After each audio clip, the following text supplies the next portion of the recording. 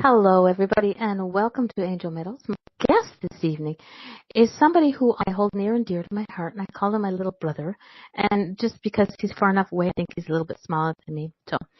But he is a doll. He is a man of many talents, and I can't wait to tell you the thing that connected me to him when I first met him. It was very interesting to me.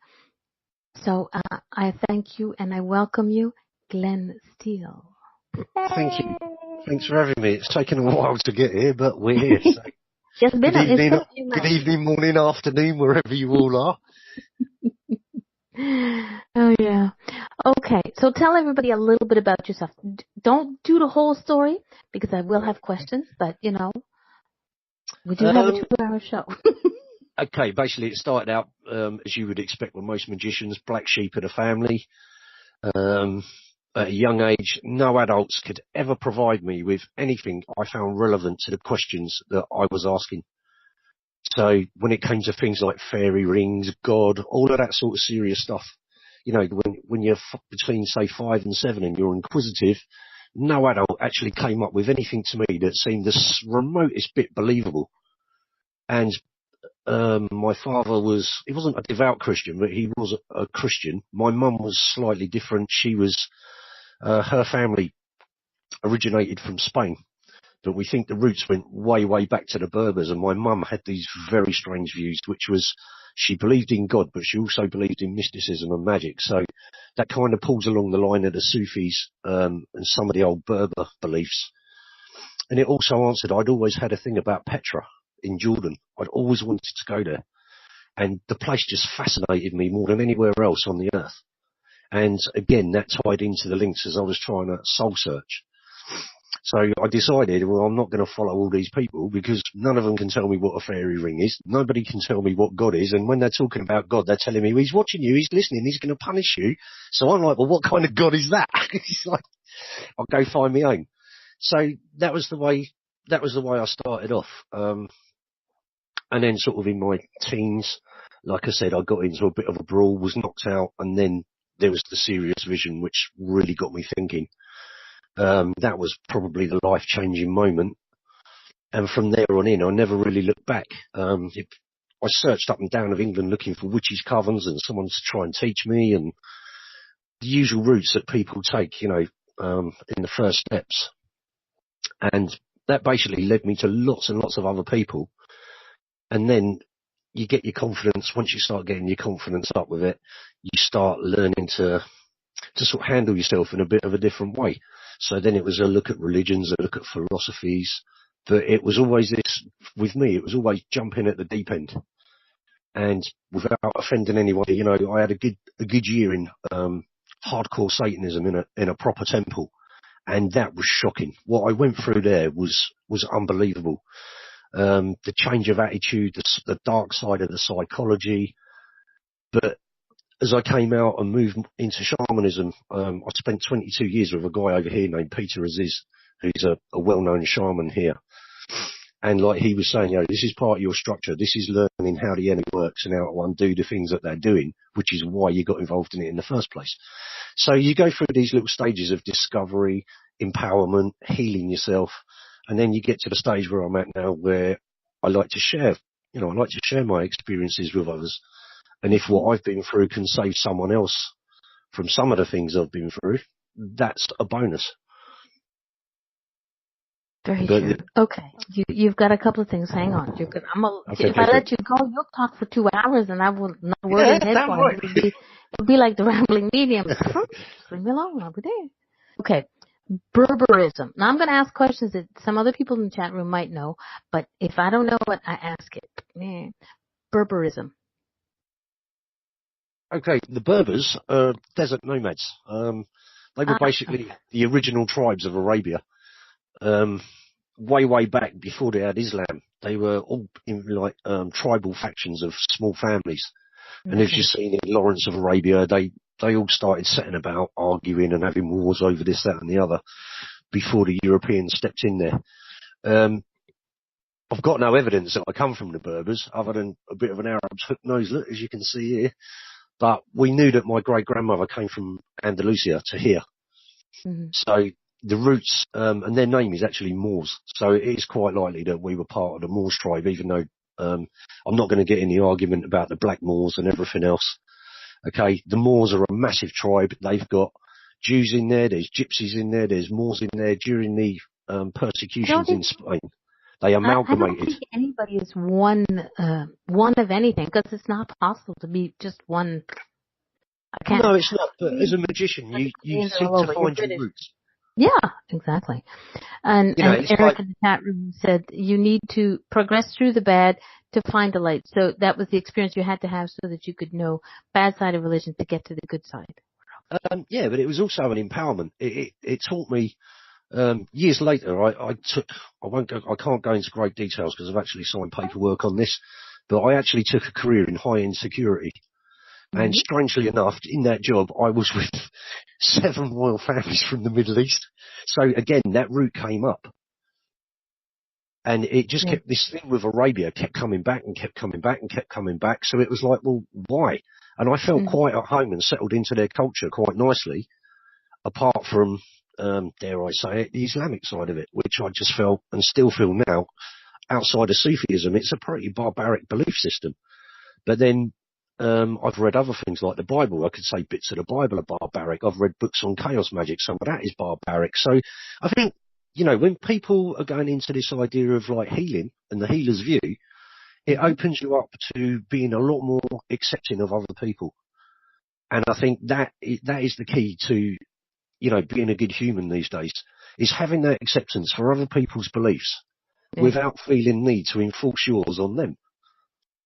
And, I would sit with all these Arabs, there was all sorts of there with military personnel, all kinds of people. And they would sit there and say, do you believe in God? Are you a Christian? That's one of their favourites. Are you a Christian? And I would boldly sit there and say, well, no, I'm a sorcerer. In their book, I'm supposed to be put up against the wall and stoned to death for this. And it's like, so be it. That is my attitude. There is a side of me that is very hard and harsh, which is, going back to what Eric said, that going into that darkness, embracing your shadow, it is a life-threatening thing. I'm not going to play it down in any way, shape or form. It is, bits of it are very cruel to yourself and to others. But when I look at the world now, I know if I have to kill, I'll do it. If that's what survival takes, I'm not going to be one of those people that looks at spilled blood on the floor and goes, oh my God, look at that. So in that sense, I've kind of desensitized myself from those kind of conflicts. That element of anger, the hatred, all of those things that are really negative in a human being. Yeah. I felt the need to work through it. And I don't regret it. I have no regrets. I've got no regrets about anything I've done with my life. So that in itself to me is a bonus. But it's not something that I felt the need to hover into it. I was in there for about a year. Mm-hmm. And then, it was, okay, time to move on. This is not for me. I think it's like everything else. We study different things, we learn different things, and you don't just pick, I'm going to do just, chaos magic, so I'm going to do just this. You can pick and choose from each thing that you learned and make it your own. Yeah, and I think, this is what Peter Carroll said. I think it was fairly recently. He wrote a book called Psychonaut, and he said, I shouldn't have really called it chaos magic. I should have called it a book on eclectic magic. Yeah. So, in there, as some of you know, they were using NLP, they were using psychology, they were using quantum physics. They brought all that into the magical spectrum. Mm-hmm. And I think for me, it's been an amazing experience in the sense that, I was born in what they call Generation X. Generation X were born to be rebellious. The whole thing was about this wave or generation of people were going to uprise. They were going to protest. They were going to say what they felt. But the whole thing was actually about people being treated fairly. Mm-hmm. And in my early days, I was around in Britain at the start of the punk movement. And if people knew what was going on here during those times, you then realise, I know a lot of these millennials say, oh yeah, the Generation X's are this, they're angry, they're that. Well, we had every right to be angry because we had 6 foot of garbage piled up in our streets. You couldn't get a bus because people were always on strike. You couldn't get the fire brigade, they were using the military. And it went on and on and on under these, the miners' strikes and all of that stuff as well. That was a spill on. And so what we did, said, okay, you look at the Sex Pistols, Johnny Rotten, he's on the establishment in such that how could you not notice that? My father was going, man, these people, all that filth, Hold on. that. Hang on a second. You're starting to get a little choppy because you're getting excited. And Yeah, slow down because the mic is not keeping up with you. Donna in the chat room says she stepped off her path one time and experienced dark side of things. Scary experience, but we all need to experience both sides. Yes. Yeah, I think, like I said, Peter has taught me about embracing your shadow. It's an old shamanic thing. They've been doing it. These guys have been doing it for thousands of years. If you ignore that part of yourself, how can you be whole? Mm-hmm. So I think any good healer is somebody that has to embrace their shadow and know how to do that. Because those feelings, you've got that dark psychology, those dark emotions are all in there. But the question is, what are you going to do with it? Yeah. So again, we go back to anger is energy. It's about hatred. It's about being upbeat, using enthusiasm. Anybody in the chat room, how is sound? Is it a little choppy every so often? Okay. So yeah, as a healer, he's breaking up. He's not breaking up with me. No, it could be my end.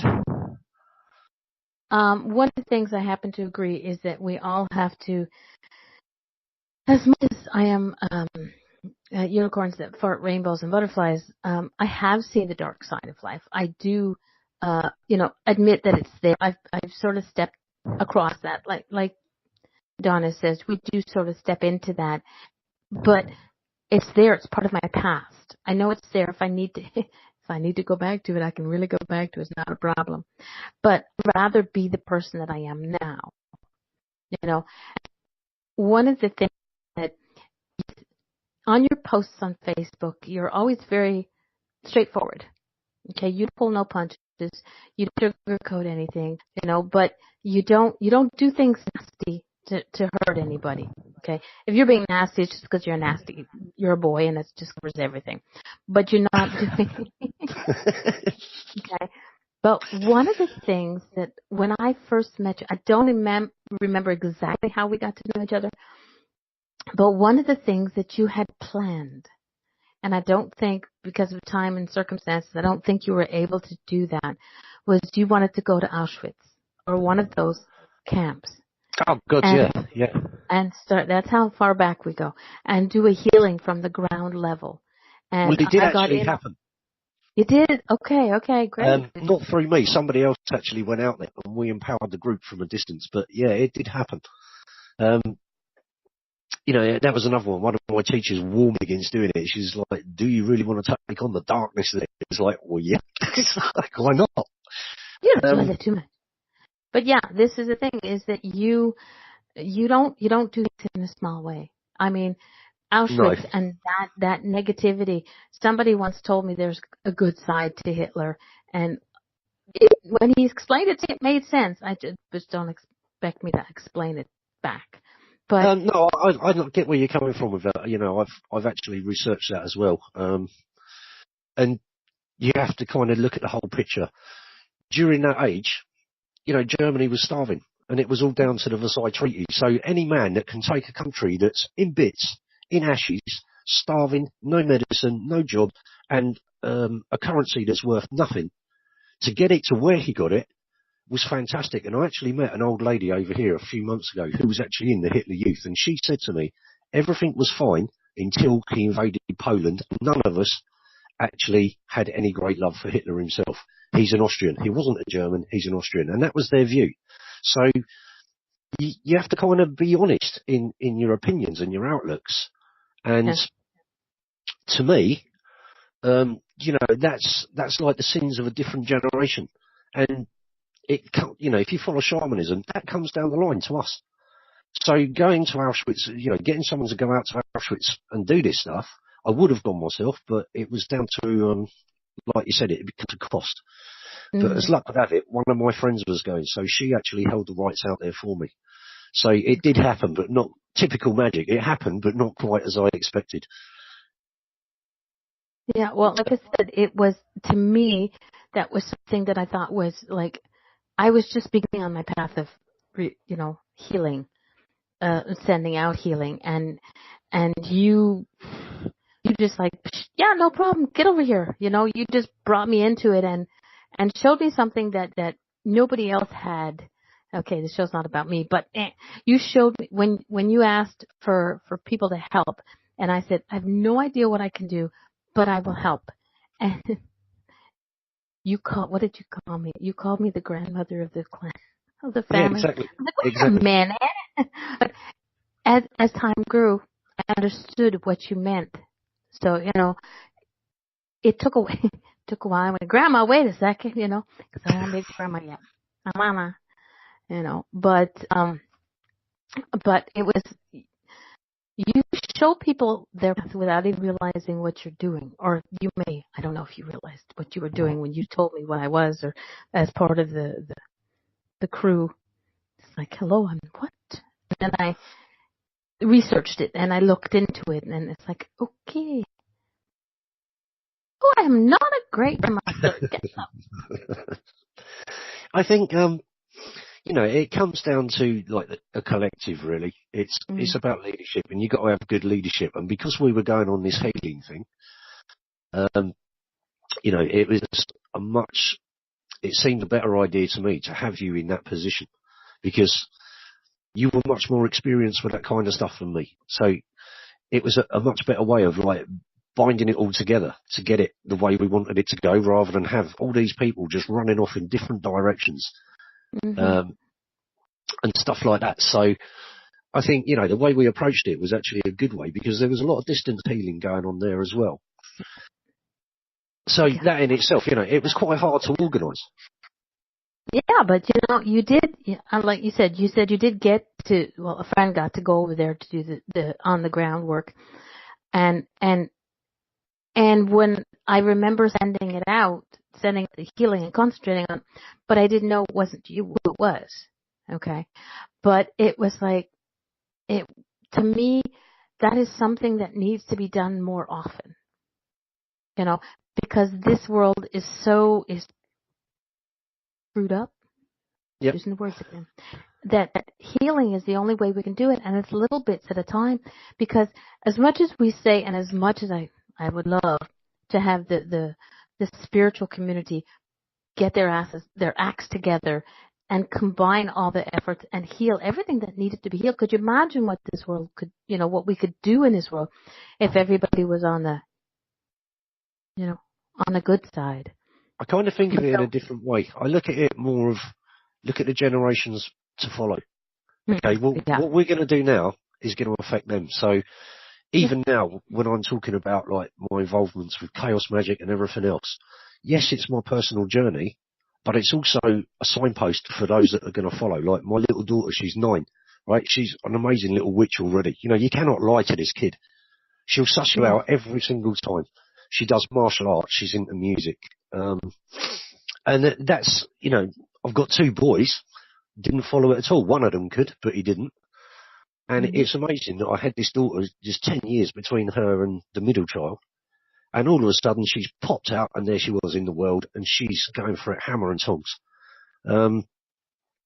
Again, it's not enforced upon her.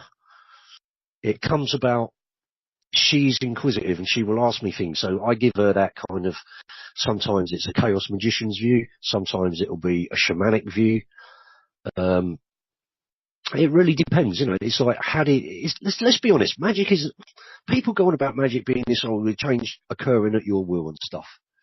So I look at it like this. It's a language. That's it. Right? Magic is a language. And if you think of it like that, it makes it so much easier to understand. The complex part is understanding the language of, say, sigils, symbolism. That's what I need to learn. So this is what I mean. This is where you start getting involved at a deeper level. But before you can do that, you have to be confident that, 1, you can look after yourself, and 2, that you're not going to go and do anything completely stupid, which is going to harm you or harm someone else. One of my favourites, people go on about, curses, such a bad thing. The actual terminology of curse is from a Roman word which means to curve away or turn away. Now, have a little think about that. Okay. So basically what he's saying, it's a counter-attack. Yeah. It's not you attacking, it's you actually countering something that's already been done. Yeah. So, it's like astrologers, they all go on about how bad this planet Saturn is. Okay, every Christmas I celebrate Saturnalia, which is an old Roman festival of worshipping the dead, having orgies, getting completely off your face. Every Christmas I'm like that from 10 days before Christmas till 10 days after. But, this is the way it rolls with me. Chaos magic, I jumped in feet first. Okay, Scott in the chat room says yes, boys are stupid and slower to come around to their path. He's speaking from experience. And to a degree, I actually agree with that in some ways. Okay, Lindsay, we'll have to finish. Okay, you'll catch the rest in the archives. Night, and thanks for showing up. Bye-bye. Thank you, Lindsay. But yeah, so okay, why, when you were younger, you said people didn't explain to you fairy circles and stuff like that, but why when you hit the teens and you got knocked on your ass, first off, what were you having a fight about that you got knocked out for, and who the heck had the nerve to knock you out? Come on, a woman, what else? It had to be, didn't it? We never fight over men. I don't see why men fight over women. It's like, no. No, you come to England, you'll see some women fight, trust me. Yeah, but we're not fighting over men, are they? They fight as good as the men here. Oh, yeah. So why witchcraft? Okay, that was how it started. So, I've hit the ground, I'm blacked out, and then out of the darkness, I suddenly found myself, and you please do all call me cuckoo at this point, because it is great, I totally understand where you're coming from. It was pitch black, and I found myself in this cave. And when I opened my eyes in this cave, you kind of got to try and imagine how this came about, because it's not an easy thing to understand. I've opened my eyes, I'm in this cage, and there's this absolutely stunning young woman there. So, being sort of 13, 14, I think, oh, she's all right, I wouldn't mind marrying her type thing. But who the hell is she? So she started speaking, and then said, I want you to meet my mother. Then there's this sort of, not middle-aged woman, but motherly type figure, say mid-30s, early 40s. Then there's this other old lady. So I don't know what I'm looking at, okay? So there's these three old ladies, and then there's this. So the first one around to me and said, I'm going to bring you love like you've never had love before. Then the middle one said to me, I'm going to take care of you like you've never been taken care of before. And then the third one said, I'm going to teach you how to curse and kill your enemies. Now that was a bit of a shock. So when I woke up and I realised I'm covered in blood, this old lady is like, bring it on, Grandma, let's have some. So this is how they taught me. And it was years later. I never got involved in witchcraft at that point. I just put it down to the fact I'd been knocked out and gone a bit cuckoo. And then I kind of looked at it later and then found out there was, like, in the Viking tradition, there's the Nornir. In the Celtic tradition, there's the triple aspect goddess. And even in Arabia, they still have that triple aspect goddess. So these three female figures came into my life in a massive way. Well, after that incident, which was about probably 1981, 82, I never had anything to do with this. Never studied it, never read a book or anything. Yeah, the Christian Trinity as well, Scott. Yeah, that's in there as well. So, again, this is why they say the magical number 3. This is how it all starts to tie together. 8 is another good one, which I'll come to a bit later on. So I then took off and headed out to the Balearic Islands near Spain. I got off the plane at Ibiza, got on a boat, went across to this tiny little island called Formentera. And when I got there, there's this lady greets me with sort of dark hair halfway down her back, suntan. Hi, how are you? Blah, blah, blah. She worked for the holiday company. I'll pop round and see you later. So she threw me in a taxi, sent me off to where I was staying, which was a little farmhouse. And later that evening, she turned up and we got talking. So she said, oh, where are you from? So me being the idiot that I am said, oh, nowhere you've never heard of. So she said, oh, try me. So I told her the name of my hometown. So she turned round to me and said, I know that place. What school did you go to? So then she said, how old are you? So I told her, and then she come out with the cracker. You must know my niece. What's her name? So she told me her niece's name, and it turned out that her niece was actually a punk rocker that I knew in my hometown. There you go. So she started telling me things. Oh, you're going to be like me one day. Now, I had her down as being a bit of a hippie. So, when you're a young man, I was working in construction then, I used to drink a lot. So I'm just literally, giving her the rise for all it was worth. And she just sat there with this big smile on her face and said, no, one day you're going to be like me. And then she came out of it. It's the equinox. So I'm there, what's the effing equinox? I don't know, just what I mean. I just work on roofs and drink a lot. So she started explaining, well, when the weather changes here, we go straight from summer to winter. They don't have spring and autumn there as such. So you get this drastic change. So anyway, the next day I'm on the beach, and then I look on the horizon, there's these black clouds coming over. I went home intoxicated, ended up laying out on the balcony in a horrendous thunderstorm with lightning strikes next to me, I was wandering through like these vineyards with all these cobwebs and spiders all over me, just wandering around, just generally like not a lost soul as such, but just no direction. Mm-hmm. So the next day, this lady Kizzy came to see me and said, oh, what happened last night? And I said, well, look, so she's gone outside and seen all the sick everywhere and everything else. And she's like, Jesus, what the hell were you doing? I'm like, well, I don't know. And then she just looked at me and said, it's the equinox. It's changing you. So I said, what do you mean? She said, this is initiation. So I didn't have a clue anything that she was on about. And I said, well, I went out there wandering through those trees. I said, there was all these cobs. And she's like, oh my God. And I was like, what? She said, all those spiders out there, they're poisonous. So here I am, totally oblivious to this. And the spiders probably you went, oh, a drunk Englishman. What's the spiders? We don't get poisonous spiders in Britain, so it was like, why worry about it? But anyway, she said, so, you'll work it out when you go home. It won't take long. So to cut the story short, I flew back in a 90-mile-an-hour winds. How the hell the pilot got the plane back on the ground, I don't know. I got off the plane. It was torrential rain. There was still thunder. There's a place here called Seven Oaks, which was famous for having 7 ancient old oaks. Well, while I'd been away, they'd all been completely uprooted. I went home 3 months later. I'd jacked my girlfriend in. I jacked my job in. I'd left home and I headed off down for Devon. I didn't know what it was. Something was just calling me into that area of Britain. So I just got up and literally took off with what I had in my pocket, what I could throw in the car, and away we go. That was it. And that was where it all began. So as soon as I turned up in Plymouth, I met a guy there, Alan, who was into the occult. And he said to me, I'll do you a tarot reading. So he did me a tarot reading, and it came out, he said to me, you're going to go back home. And I was like, well, I've got no intention of going home. And he turned around and he said, your father's ill, you're going to go back home. 2 days later, my sister called me saying that my father was in hospital about to have his gallbladder removed because it had gone gangrene and nobody had found it. So I raced back home, and there's my father. He was a non-commissioned officer in the Navy. He actually volunteered for a early special forces unit. Tough old guy. And he sat in bed grinning at me saying, well, what you doing is you'd have just stayed in Plymouth, right, having a drink. There's a street in Plymouth called Union Street that the sailors all use. It's a mile long and it's just bars and nightclubs both sides.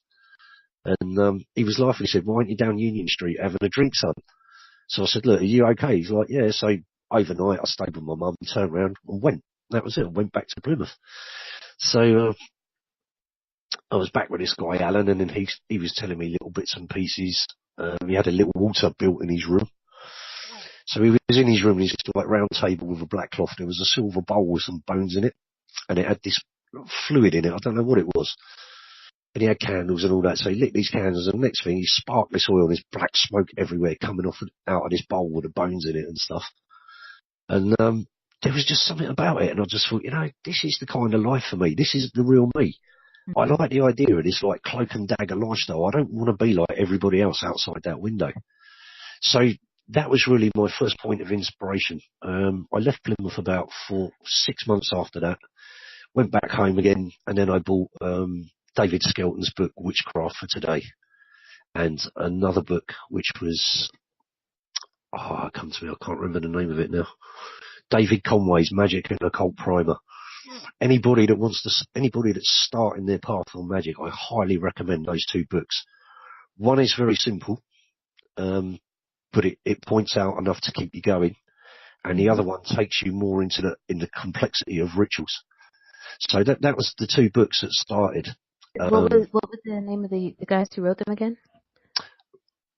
David Conway's Magic and Occult Primer. That's still available. Mm-hmm. And I think the other one was a guy called David Skelton. His name is someone Skelton. It's called Witchcraft for Today. I'm pretty sure that was the title. I'll do a little search and I'll put the links in the chat room so that if anybody wants to, go ahead. So we're now sort of at around about 1988, 89. I left home again, got my own place, went through a bit of struggle to do that, because as you know, there's a massive housing shortage in Britain. So I got my own place and I thought, okay, this is not going to be my home, it's going to be my temple as well. So I think it was around about 89, 1990, I got my hands on the original copy of Psychonaut by Peter Carroll.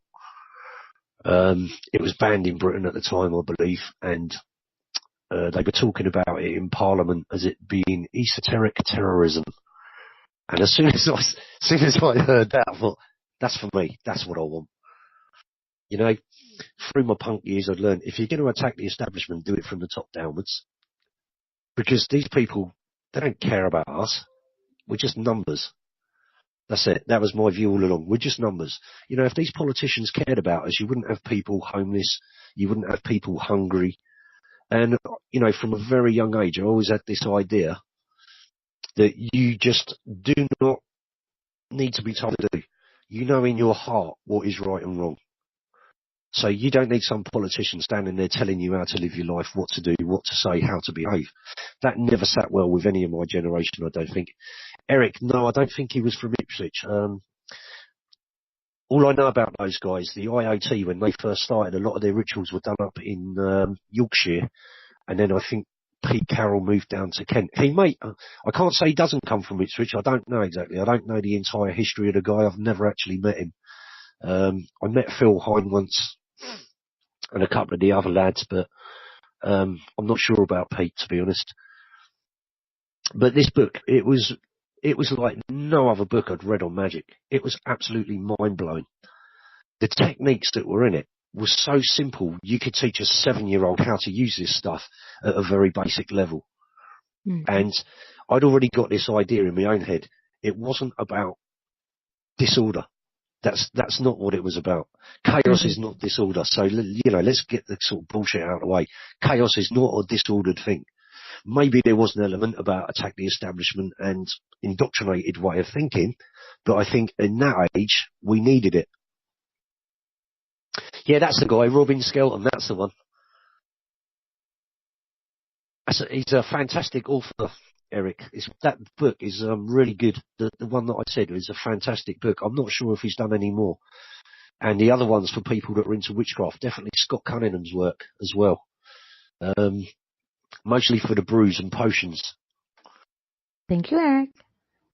So, you know, for me, that was it. And then sort of in the in-between of that was when I was in the temple. And so it all kind of gelled together. And then after that, obviously things changed. And then we started getting the sort of dance culture, the rave culture here, which was much more on the lines of shamanism, entheogenic magics.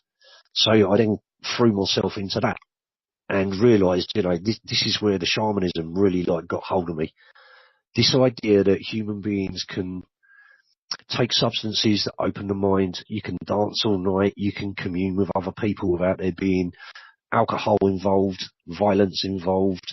That time in Britain was absolutely amazing because everybody was just friendly. And that was something, you know, going from this like troubled past, you know, I was walking around London while the IRA were bombing the shit out of the place. You know, my cousin was actually murdered in London, and our family had a bit of a dark past in that respect. But I thought, don't let it bother you. You know, you can't stop living your life because there's people out there that want to behave like idiots, or they've got a chip on their shoulder. We had all the race riots over here at that time. It was a horrendous place to live.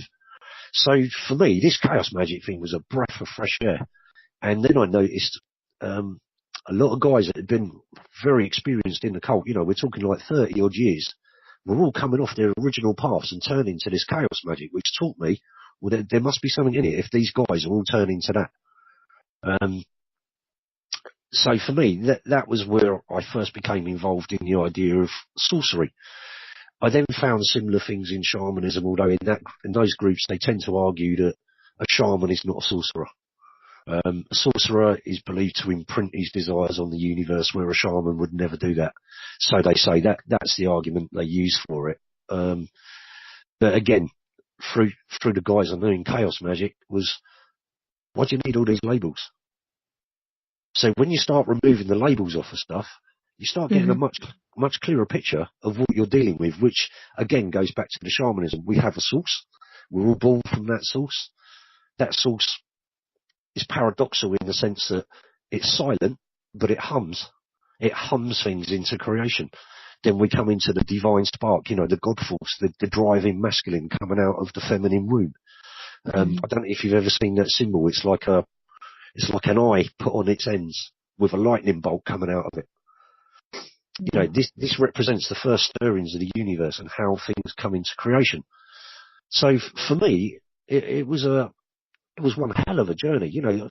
And in all honesty, throughout my magical career, I've probably nearly been killed about 9 times. Okay. But, you know, we're of that ilk. If you step nearer to death, the greater the enlightenment. So that then led me into other things like looking at death magic, you know, understanding death. So the weird part was, as I started practicing those things, like necromancy, and I mean that in the positive sense of the word, not the negative view, I then found I was sitting with my dad as he was dying, teaching him how to die and letting him know, look, it's okay, it's nothing to be afraid of. He had cancer, it killed him within 8 weeks. But one day I found him crying. He was bedridden, he was in the house and crying. And I said to him, what's up? And he said, son, I'm scared. And I said, what are you scared of? I said, you've had Nazis trying to blow you up for 6 years of your life. I said, at least this is peaceful. And he said, but what's going to happen to me? Because he didn't believe in shaman. He was really against me practicing witchcraft, shamanism and everything. And I said to him, look, shut your eyes, just let it happen. You'll get a vision before it happens. I went round, he called me 2 days later, he got my mum to call me and said, like, you know, bring the boy over. So I went over, went in, he just held my hand and he just said to me, thank you. And I said, for what? He said, I'm not scared anymore. He said, you're right. He said, I had that vision and it's exactly as you told me. And the following morning he died. So it progressed from there. Then I started finding other people were coming around me. You know, they had these diseases and illnesses where they were going to die. That went on for quite a while, and then it just suddenly stopped. So I don't, you know, I'd rather people ask me questions, to be honest, because I could sit here and tell you about my world and we'd be here for the next decade. So I'd much rather people throw questions. Well, if anybody in the chat room has a question, please pop it in the chat room. If I'm a little off, it's because my everything on my side is frozen. So the last thing I see here is, and I can pretty much know why, is Eric commented when you said it curses. He said Nellie, which is his grandmother, told him that a curse is a deflection or a rebuff and is only to be used if all else fails. There you she go. was Romany exactly. Before her mediumship. Yeah, there you go. That's exactly, you know, that's my view of what curse means.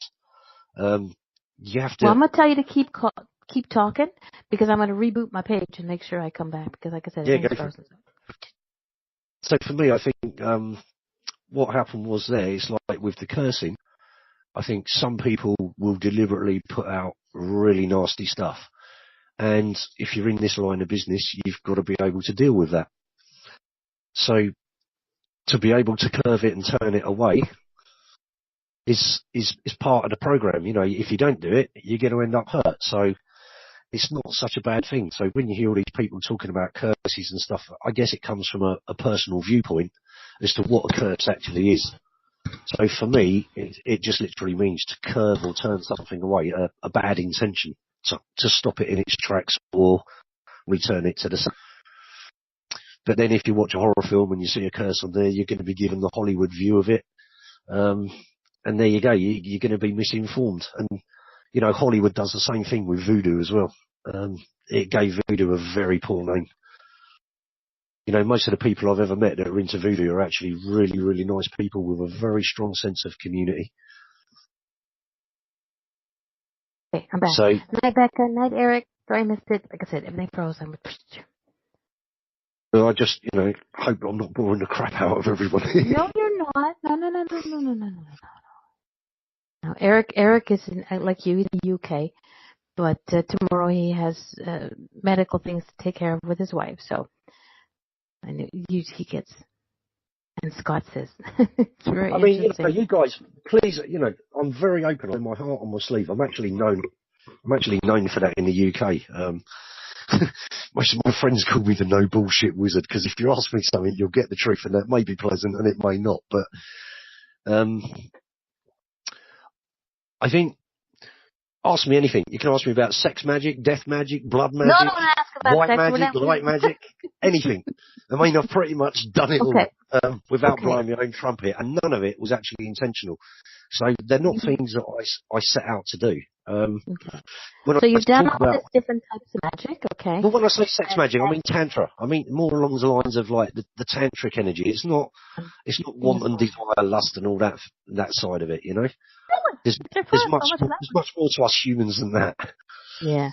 So, is there any one specific magic aside from chaos magic, because you seems to be really good at that you enjoy? Which is the one that you like the most, and which is the one that you like the least?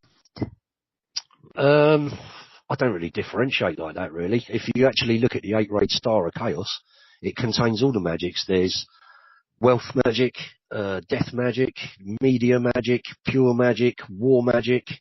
So, you know, within that framework, like I was saying earlier about the number 8, within that framework, it contains all of them. And the beauty of chaos magic is belief is just a tool. So I can go to any religion and apply magic within that religion by using archetypes and god forces and all those other things. It works really well. I just found your star. Scott, yes, you can.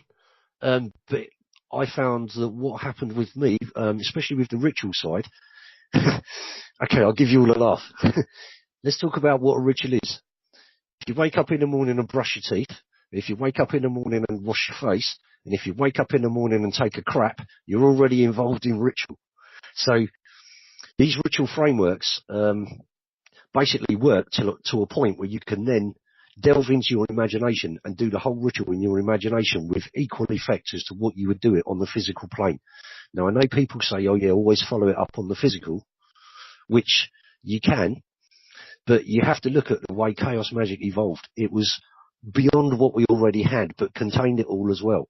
So it really was a magic of the future. It was based for probably the next 3-4 generations will still be using it. But yeah, we do still do rituals. So the ritual element is in there. I'm not sure we use fancy dress of the face. There you go. There's the 8-rayed star of chaos, right? Perfect symbol. Or what we sometimes call, when it's in its spherical shape, we call it a glamour bomb. And we basically learned from graffiti artists, cave paintings on the walls, all of that stuff. You know, all the elements of shamanism are in there. All the elements of witchcraft are in there. You've got the structure of organised religion in there if you want it, or you can put it in there and apply it or not apply it. So what chaos magic gave us was like this freedom to decide.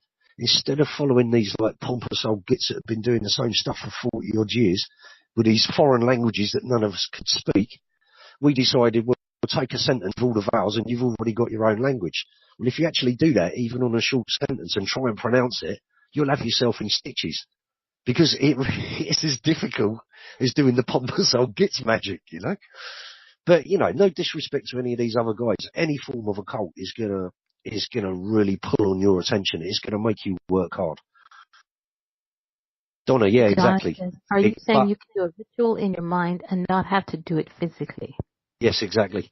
Um, if you look at what Alan Moore and people like Grant Morrison write about, they talk about delving into the imagination. The imagination is limitless. So I think Alan Moore said every writer and artist is a shaman, because basically what they're doing, they're venturing into a more expansive plane and stuff like that. So, you know, you're delving in kind of the infinite. It's like there's infinite potential within infinity itself. So these guys, they kind of brought it to the fore that the imagination is a powerful tool.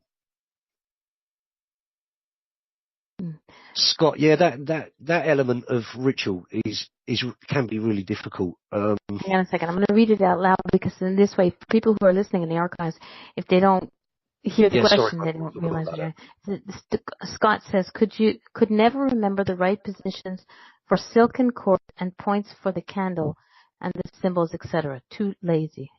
LOL. Okay, the element of ritual actually really comes to the fore, because the whole point of doing those rituals is to get the discipline. So like you put there, you know, too lazy. You don't want to be apathetical with stuff like that, because when you're doing the ritual in your mind, you're still going to need to know where all this stuff goes. But again, if you look at different traditions, they'll argue. Some put air to the east, and then if you look at, I think it's high magic, they put air to the west. So you're still going to get these conflicting ideas. So the nice thing, like we said, about chaos is you do it how you want. I don't know if any of the English people here ever watched a program called Catweasel. I actually invoked Catweasel. He's a famous TV character, yeah? He's right, there you go. Somebody's put, yep. Catweasel was brilliant. I invoked him and thought, okay, we're going to use him as a magical archetype to learn from him. So we went through the Salme, Dalme, Adonai, all of this stuff. Funny, my little girl did these things with me. And then she one day pointed out to me and said, Dad, I'm like, what? She said, how comes Catweasel never gets it right? So that was it. I was straight upstairs and then banishing rituals, because this magician is the shittiest magician on the planet, really. He kind of gets things right and he doesn't. So I did away with him and then started working with, like, I spoke to a guy, his name will come to me in a minute. He's an author from America.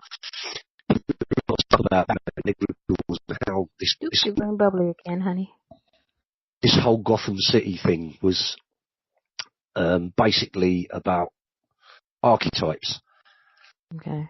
So then I started looking into like media magic and how the media is used as a weapon against us and how we can use it as a weapon back or a tool. So, you know, the whole point of the magician is like, and especially talking about things like the Athames and stuff like that, magic is a double-edged sword anyway. It's a tool and a weapon. Mm-hmm. So it comes down to the individual and individual choices. So I don't believe in black magic, I don't believe in white magic or any of that stuff. I believe there's an individual with ascension and they're going to try and match their desire via setting an intention. And basically it is as simple as that, but the simplicity of it is what makes it complex. Yeah. What Donna in the chat room says, basically, so what you think about, you bring about. To a degree, but there's a way of empowering it as well. You know, you've got to be able, like I went off and did Tai Chi for 3 years just to learn how to breathe. Breathing, standing. And there's a lot of different aspects you can throw in there, for like self-empowerment. You know, I'm a strong believer in self-education and self-empowerment. So it's like me now, you know, I mean, it's a bit of a black area myself. I'm sat here, I've got no job, no income, and I'm sitting here thinking, well, I don't want to work for someone else. What the hell am I going to do? So it just dawned on me one day, I'll start a magical academy. Right, so that was my intention for next year, is to actually start a proper thoroughbred academy where people, you know, like these guys can come to me and learn directly and have their own experience, but have the experience of someone with experience there to go through it with them. But again, that threw up a whole amount of problems. How am I going to do it? How do I get this in place? How do I put that in place? How do I market it? So we still need all these modern skills of marketing and all the other stuff that we see in the world every day. Marketing, logos, brands. You know, in magic now, we can use all those things to our advantage. We're not, you know, we're not downtrodden by them, by Nike and David Beckham and all these people. And, you know, I think this is the way of the future, because we are a disempowered planet in a lot of ways. the whole human race is being disempowered quicker than it can get its power back. And to me, that's the war. That is the war. We can't sit here and keep being dumbed down, personal liberties being taken away, It's just wrong. And to me, that is evil. If you want to personify evil, that is it. Mm-hmm. Take away an individual's right to decide, and you're already on that path of evil. So, I mean, different people will have different opinions. Okay. Scott in the chat room said, you mentioned our pal, Mr. Potter, and the spin-offs and the tension and books going worldwide. Do you think it's part of a magical plan or awareness program? Is it bringing folks into it all, bringing magic? Is it helping, or is it just, Yeah, I think that was, this was like, if you look at every decade, there seems to be some kind of magic happening in the dance culture. It was chaos magic and shamanism, and they were very closely related if you look at them. Even in Psychonaut, Peter Carroll says that shamanism is the root of all beliefs. And, it's the root of all sorcery. Then we went, further forwards, we've come to Harry Potter. And I think Harry Potter did bring the young people, I read things in the paper here, people were up in arms saying that it was turning children towards the occult, these like sort of Christian fundamentalist groups and people like that, saying that it was encouraging children to like delve into the unknown and delve into the occult. And it's like, and I just sat there and I thought, well, there's laws in the UK that you can't get involved in that under the age of 18 anyway. That's a hard and fast law here. But to answer the question, yeah, I don't think it was an awareness program. I think it was written from the realm of imagination, and I think it was written and done very well. And like she said when she wrote the book, she never intended to be famous with this. It was, the book actually got turned down several times because they wouldn't touch it because of the subject matter. And it was actually her agent that got it into publication in the end. So I do think it had influence, yes, definitely. I think you said that in the UK, they're not allowed to get into the magic side until they're over 18, which is legal age here. That's right, yeah. But I think you also have to think, does that also work like you have a 10-year-old daughter? You're not hiding it from her. You're not teaching it to her, but you're teaching it to her. You're not, That goes back to... you're bringing her up with an open mind and an open heart. I think that's the way all humans were born, to be honest. We're taught not to be like that. But exactly. With her, it's a military thing. It's lead by example. So she sees the example I set, and she follows it. We've got two highly trained security dogs in the house. When I say highly trained, they are close protection dogs. These two dogs will disembowel you on one command. The younger dog that we've got, that girl can actually handle that dog at 9 years old. Mm-hmm. So, I think it's one of those things it's a daddy's girl thing. She looks up to her dad and the influences that her dad does. I'm always playing guitars, I'm always playing with drums, I'm always doing art, and I'm always writing. And that is really prolific. She's only 9. She's already had 3 lots of work published in books. That was happening before she was 7. So this one, I've got high hopes for. But I do it out of love. It's, I'm her father, so I don't want to set her the kind of examples which is going to lead her astray or make her think that she's downtrodden or useless. If she falls behind at school, we rally round and we get her back to above average. Education is important, but I don't believe that the way the state do it is the right way of doing it. Yeah, agreed. Education is a very important thing, but the thing is, it's the way you go about it. Like I'm honest, I never finished high school. I had to go back and finish it because it was something that I needed to do. But I also did, education. I did the CGIP here, which is like, I guess, sort of university-ish. And it was things that were important to me. So, and the stuff that I took from school, from regular school, high school, elementary school, was something that was important to me. Because as much as we need to know how to, do perfect. I'd love to go back to perfect handwriting. Do your math and the algebra and the whatever. Where it leads you is to where you need to be. And if you don't, I've never learned never could get algebra. I don't need algebra. Algebra you will never use. Yeah, exactly. Scott, sorry, just to answer your question there, Scott's written, do you therefore worry about the state social services poking its nose in occult law, juveniles, etc.? No, because I'm not actually teaching her anything that I would consider to be of occult significance. She's not doing spells. She's not being taught how to invoke Satan or anything like that. I'm teaching her the science of it, which is the chaos theory. She knows that from a blank piece of paper, which is nothing, something can come. She can write a story. She can draw a picture. So her way of thinking, she is a natural born writer and artist. You can see this in her, the way that she is. So no, I don't involve her in that element of life. And again, you've got Article 18 of the Human Rights Act, which actually dictates that you can worship anything, anywhere, anytime, so long as you are not trespassing and not harming another, which we are not. So my thing with education is I think everyone should learn to read and write. Yes. I left school, like you, Mama, I left school with no qualifications. I didn't even want to sit it. I couldn't get out of there quick enough, to be honest. For me, you look at a school, it's got cameras, it's got fences, it has people on patrol, you're told when to eat, you're told to go to the toilet, you're told when you can have a drink. That's a concentration camp. Think about it. Yeah. What's the difference? What's the difference between that and a prison or a concentration camp? If you step out of line, you're going to be punished. If you don't do this, we're going to do that.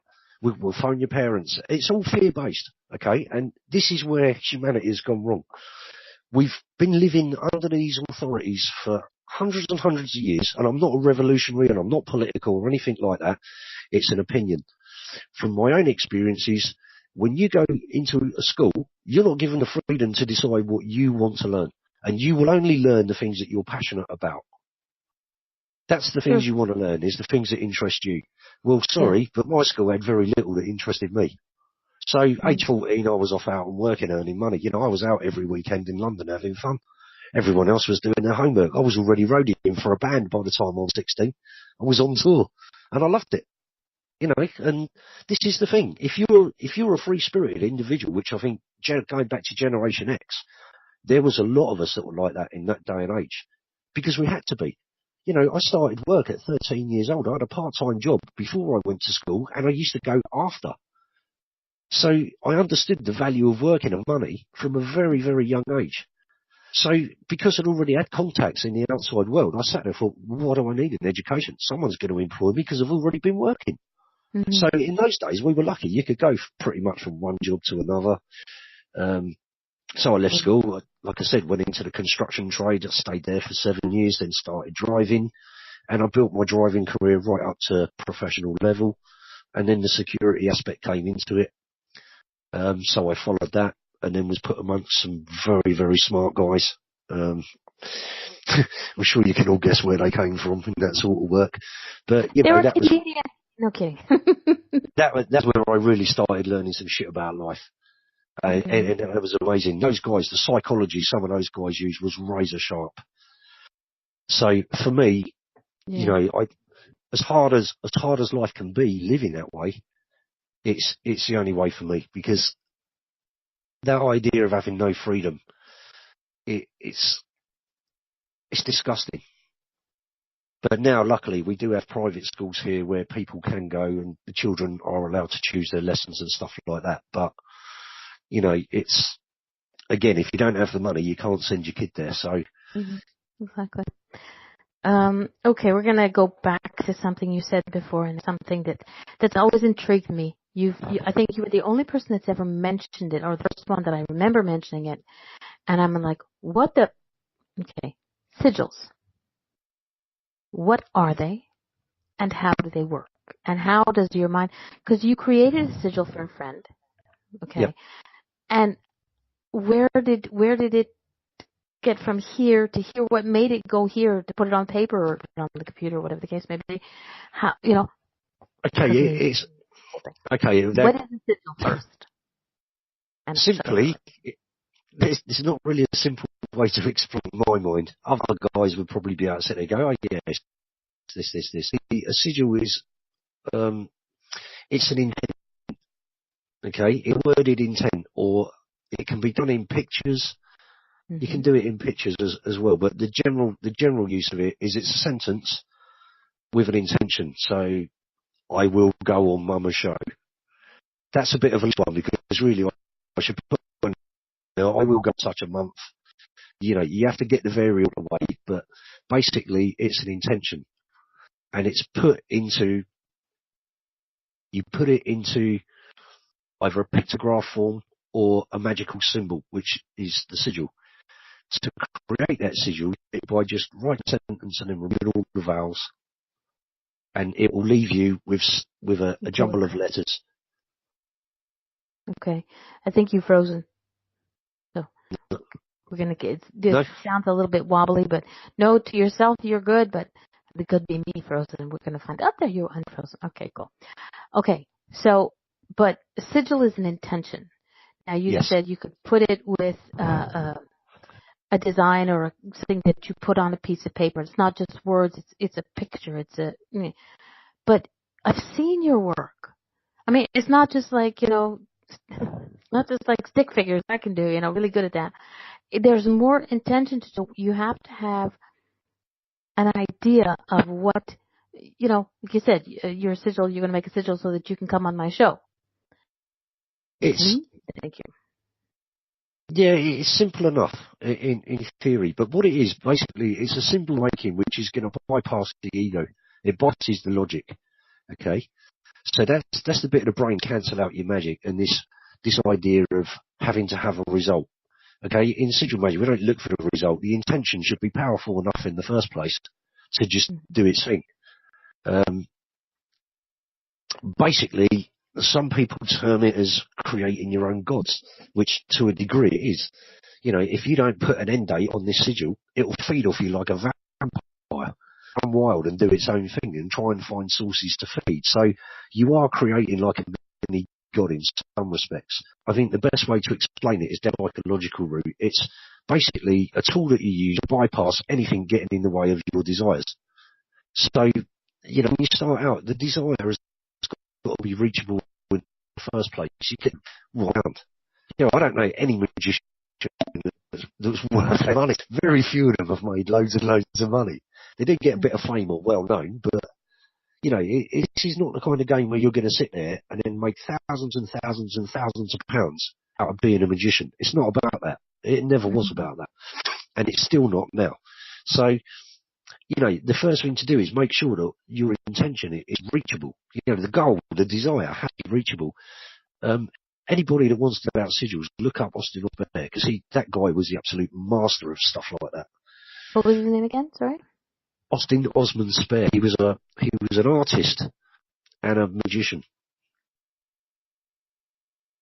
But if you look at his artwork, it's all written from, his artwork is all done from trance-like states, and it is amazing. You really do get this idea that there's this otherworldly thing. Scott, how's that? I think it's because I had the wire wrapped over the microphone. Sorry about that, guys. Check it to make sure it's plugged in properly as well. Just bear with me. Look, that's a great face. Yeah, got Donald Trump underpants on. Because while I'm wearing these, I can crap on him. Ew! Scott can see right up your nose. I don't know, that's shy, isn't it? Sex, magic, guilt and shame. So, this is the thing, going back to sigils, yeah, they work, and it's a very fast track way of getting something done. I use them all the time. Some guys have literally, some guys and I've got books of libraries of the sigils that they've done, because they're all self-created. But, I was working with a guy named Ian Orange. I don't know if none of you guys know him. The guy is an absolute fabulous magician, really nice guy as well. I met him on Facebook and we've been friends, for years now. And every now and again, he'll throw a sigil in front of me and go, oh, look at this. And it will instantly trigger something in me. The last one we done was, ethniogenic magic. So it was all about the use of hallucinogens in magic and like any kind of trance-like state, whether that be from Sufism and purity, right through to shamanism, swallowing ayahuasca and mandrake. So, we started working with this sigil. So as I got into it, it suddenly dawned on me that this was one of the most dangerous sigils I'd ever come across because it was loaded with poisons. Oh, okay. So I've gone back to Ian and said, look, do you realise that this has got mandrake in it, it's got ayahuasca in it, it's got this in it, it's got that in it. It's got all your known, high street drugs, LSD, cocaine, including alcohol, is contained within this sigil. The sigil deliberately entheogenic magic. So he was kind of, yeah, bro.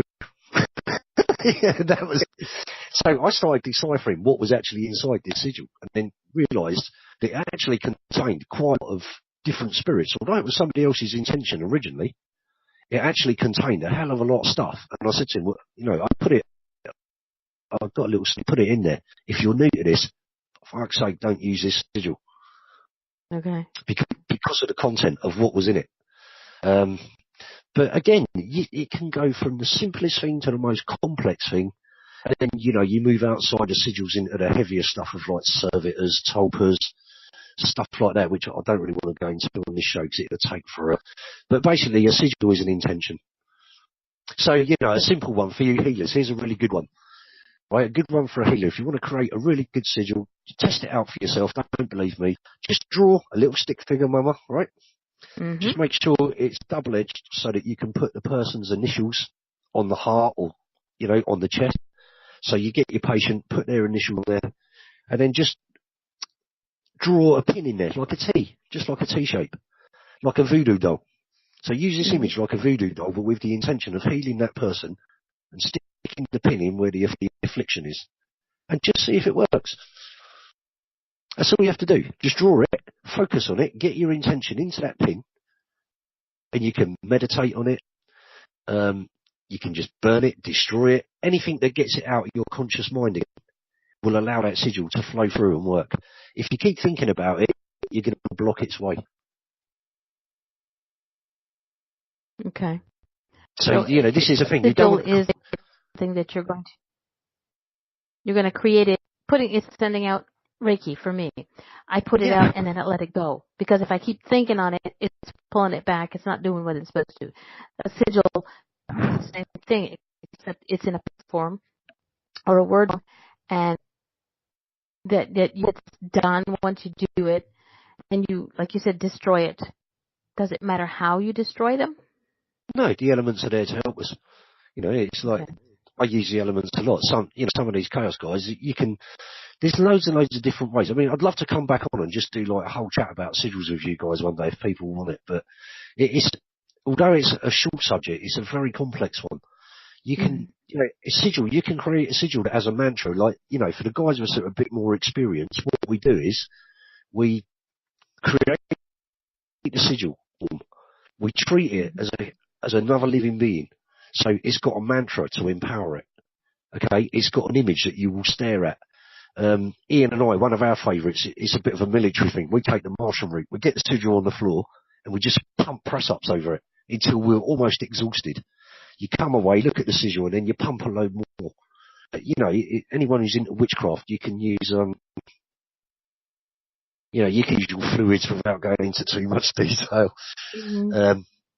There's lots and lots of different ways of doing it. But the basic technique of a sigil is it's an intention. It's a desire that you're going to manifest through intention. Yeah.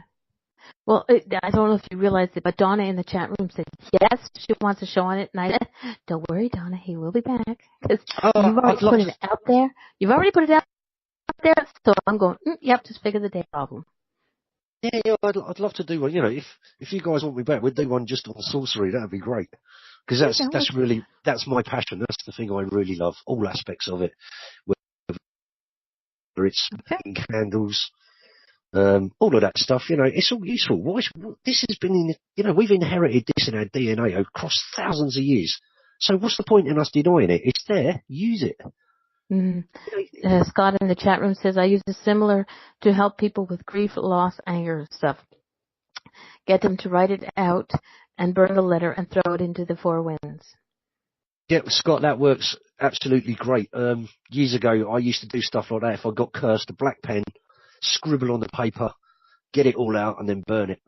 But that one I was a bit mean with because I used to burn it with the intention of like send this back to the user. Um, that old man. So, it does work. And if somebody's put a hit on you where they're actually going to kill you, then obviously you want to send it back. You don't want to be carrying that. Yeah. It's not something you found in your life. So there's a sort of shamanism and chaos which involves serious warriors. I did study a lot of that. And again, that was weird. Like I was saying to you, when I was studying the death magic element, people were dying on me. When I started studying the warrior element, I ended up getting put on this high level protection team and started meeting all these guys that had been in the military for like years and been in battle zones and war zones and stuff like that. So each aspect of that armour, the 8-rate star of chaos there, I actually picked up, I'd like to call it an attitude. I picked up an attitude from each of those arms. It revealed something to me that was inherent within me, but perhaps something I'd not actually brought out to the fore. So, there's a lot of people going mad about this chaos magic thing, and it's like, you get. Okay, so we will definitely have you back on the show to get to teach us about sigils. And, Sorry, Mama.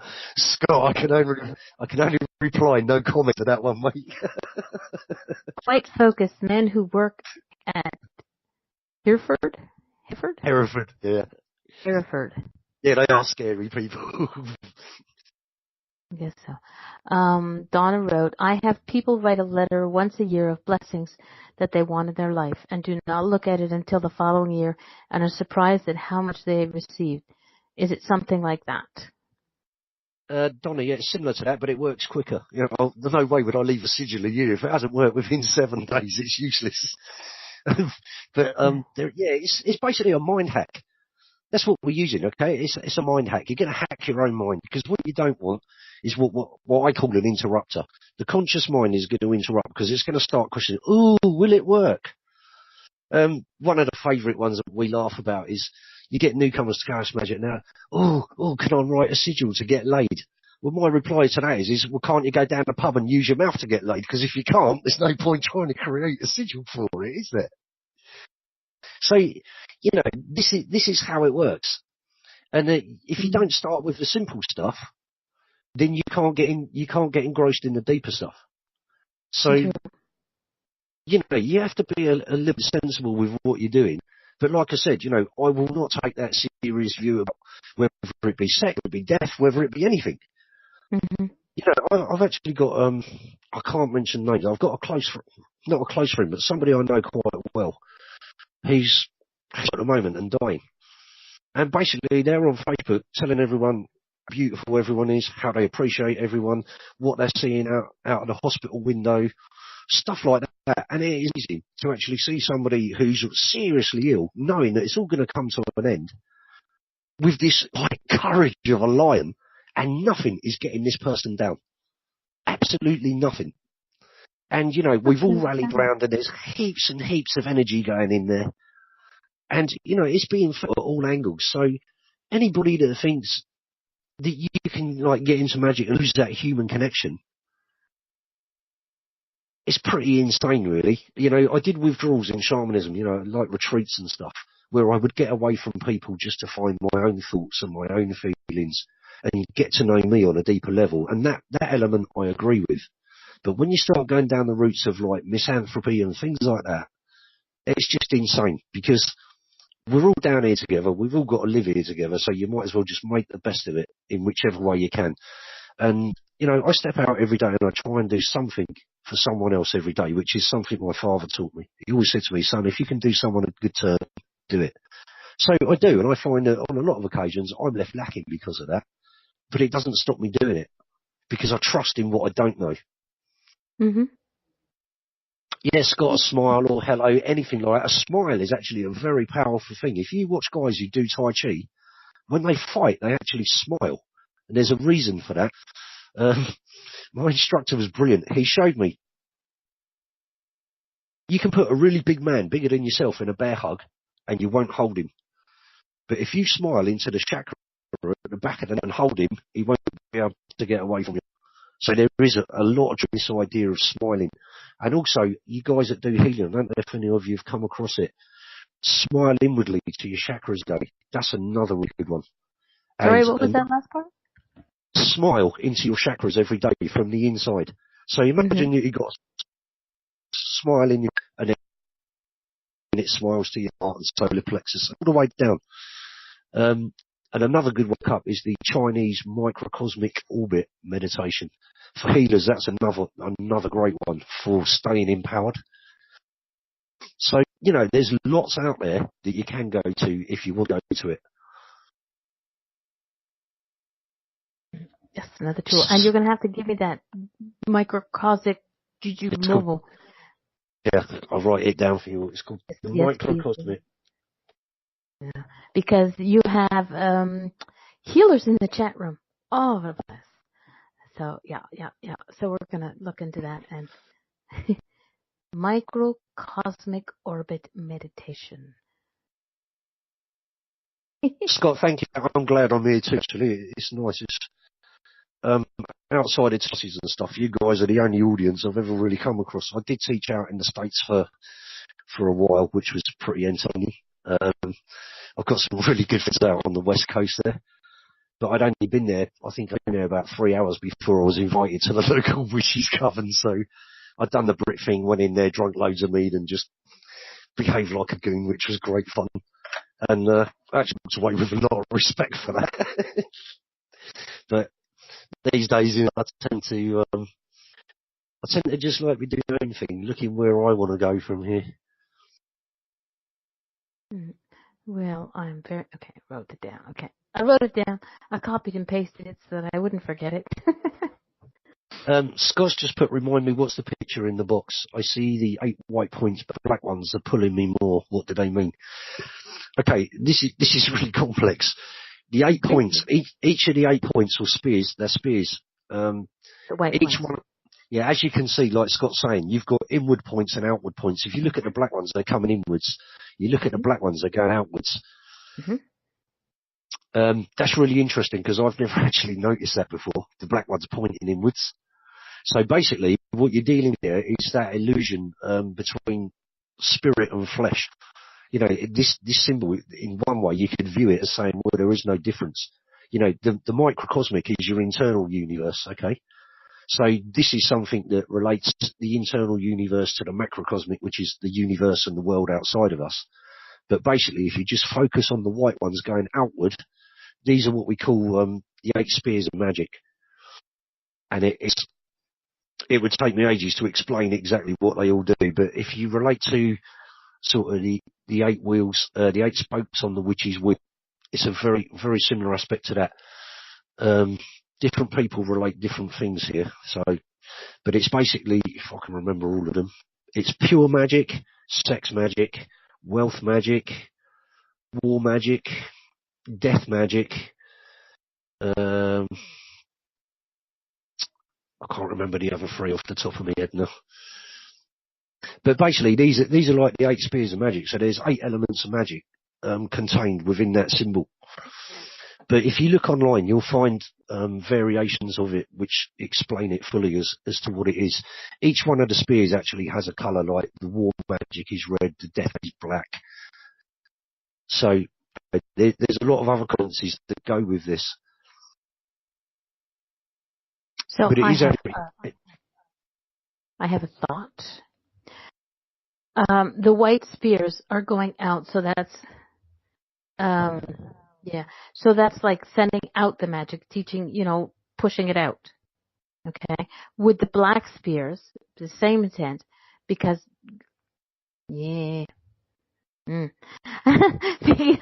because they're pointing it in.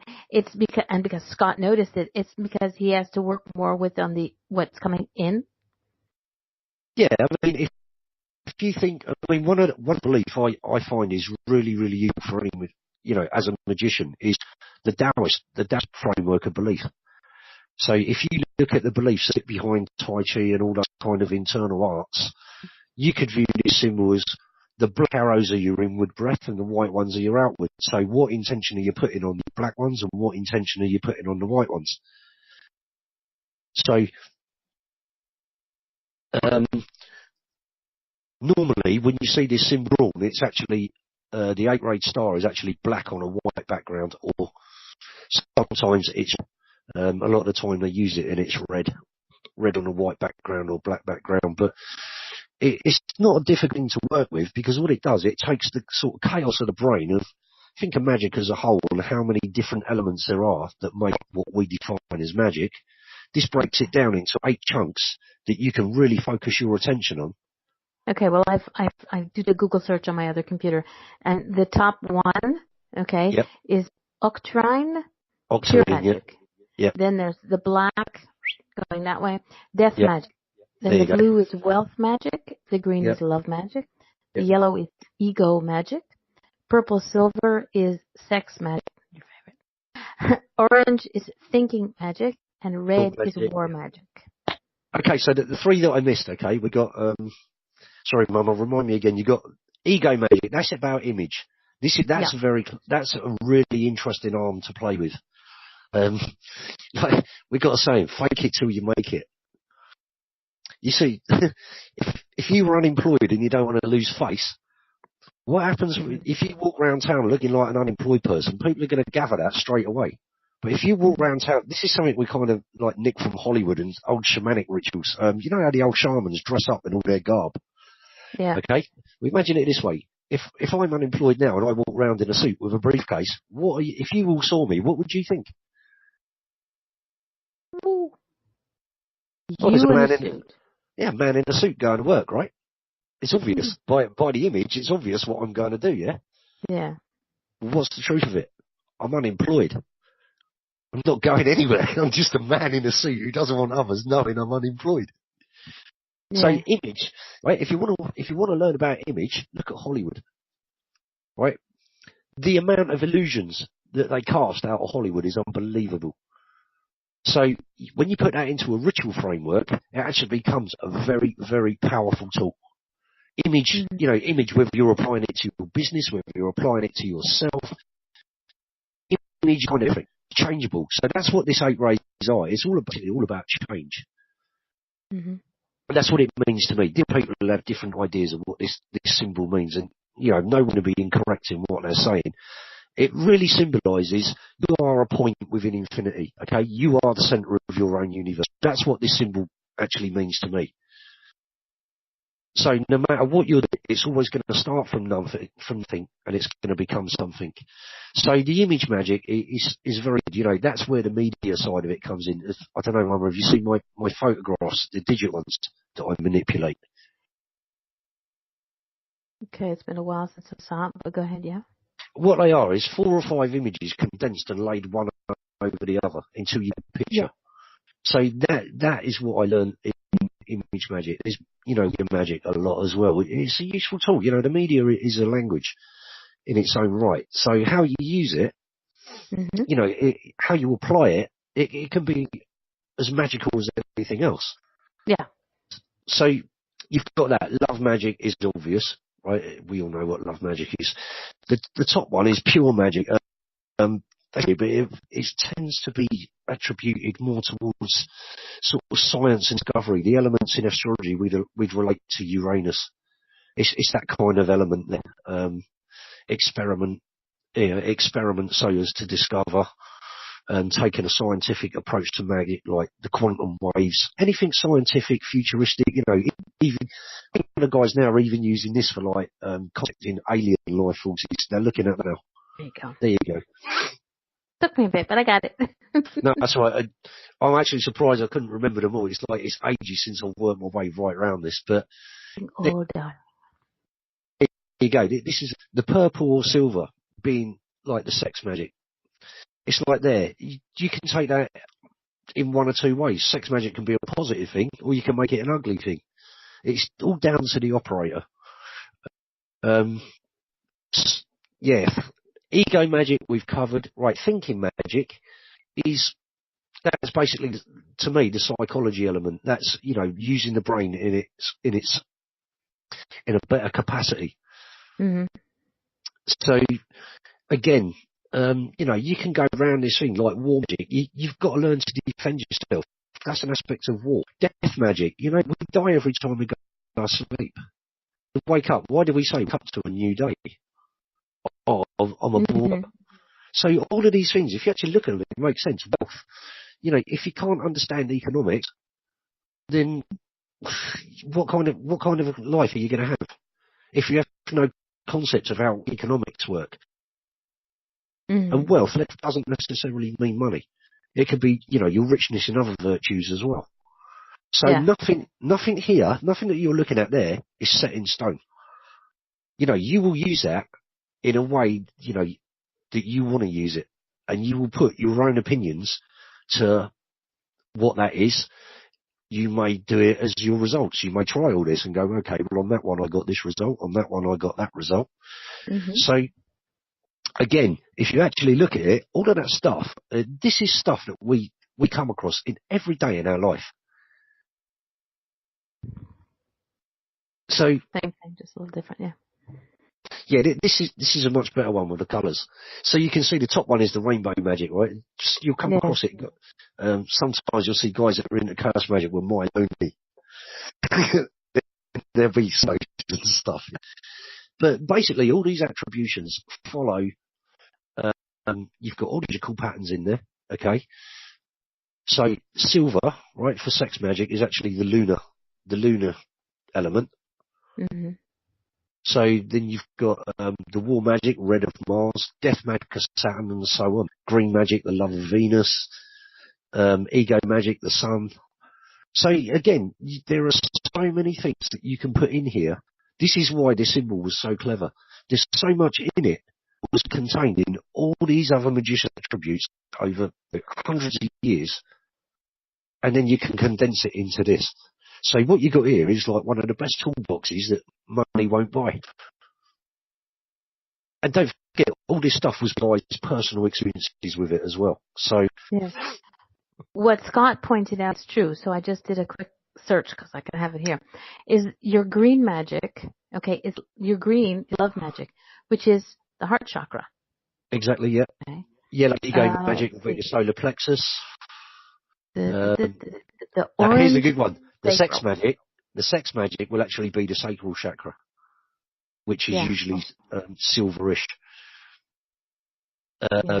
Blue the The wealth purple. magic is that will come down to communication. That's oh god, it's getting late and I'm Because the losing the plot. blue is what we could say is closest to It's indigo and mercurial. or Yeah, be blue. mercurial communication. So you're either your That would have brow a or lot to your do. throat.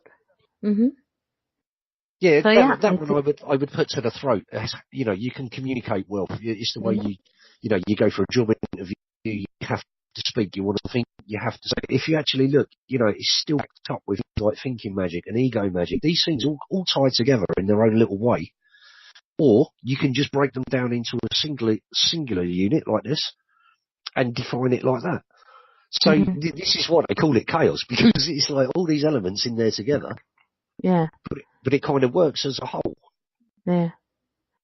So Well, awesome. it's just fun. It's like I said, if you make your learning fun, going around that symbol could be fantastic. But these are the things that we need to understand as being a basic human being. They're things that we experience on a Mhm. daily basis. We think every day, we see death every day, we see war every day, we see purity every day, we see an act of love every day, we see people burning their ego every day, people have sex every day. So you're not going to escape this, so you might as well use it. Plead fifth. There you go. You see, this is it. This is what it's all about. It's a Yeah. very, chaos magic is a very forward-thinking magic. It's not like stuff we've had before.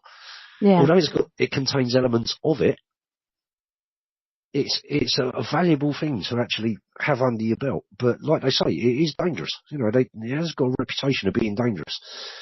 And that Well, is I think because, everything is dangerous. It just depends on your intention and the person using and their intentions. yeah, It's like crossing the road is dangerous. sorry. Crossing the road is dangerous. Like Getting on a plane, crossing the road is dangerous. walking into my store is dangerous. Yeah, to me, this is less than most things I meet in life. You know, this is the fun aspects of life. But it's good because it shows you that there's two sides to everything, not just, Yes.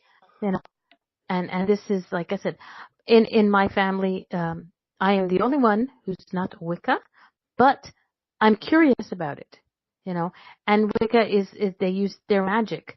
So it's, you know, spells or whatever. Like I said, don't know, don't stop me. But things are curious. I learn from it. These things, you know, the chaos magic, again, it's like I said before, it's not just one type of magic. It's a little bit of everything. And you can use in your moment of whatever, you know, you can use a little bit of the love magic and a little bit of the sex magic. God help the world. Yeah. You know, it just depends But on what you use. So you're not using one thing. let's have a little clear up here, okay? Look at sex magic, okay? Now people are going to look at that and define it by what it actually says, sex, okay? Yeah. Take the witch's view. The joy of union happens. Two people together. Two waves come together. They go through their passion. Mm-hmm. So think of what it's like when two people come together, right? You're going to, you know, if you're one of those lucky types out there where you've got a partner and you come together, you've got that third wave there between the two of you. So this is what it's about. Utilise that energy. You know, it's like I said, when I first got into witchcraft, I went into London onto the Gothic scene, which I had my eyes wide, you know, my eyes were wrenched open when I went onto that scene. I saw things there that, you know, I'd been told as a child, steer away from all of that, never get involved with that. Oh, that's really weird. But once I started talking to people and got this idea of why they did these things, you start to get this deeper understanding and you realise that, you know, people are just trying to express themselves. And, you know, some people just have sex for the sake of having sex because it feels good.